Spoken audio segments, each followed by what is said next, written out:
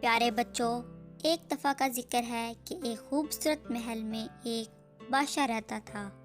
اس بادشاہ کی ایک بہت ہی خوبصورت بیٹی تھی۔ بادشاہ کی خواہش تھی کہ اس کی بیٹی کی شادی ایک ایماندار شخص کے ساتھ ہو۔ ایک دن بادشاہ دربار میں لوگوں کو جمع کرتا ہے اور کہتا ہے، اس تھیلے میں موجود بیج ایک ایک کر کے تم سب لے لو اور اس سے پودا اگاؤ۔ ایک سال میں جس کا پودا سب سے بڑا ہوگا اس کی شادی شہزادی سے کر دوں گا۔ لوگ بیج لے کر چلے جاتے ہیں۔ اس بات کو ایک سال گزر جاتا ہے۔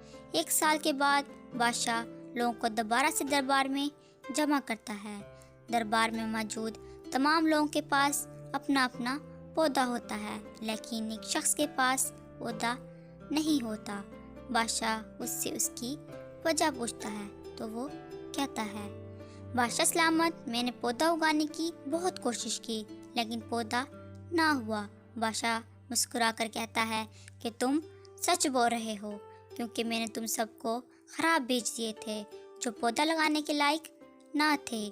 بادشاہ اس شخص کی ایمانداری سے بہت خوش ہوتا ہے اور اپنی بیٹی کی شادی اس سے کر دیتا ہے۔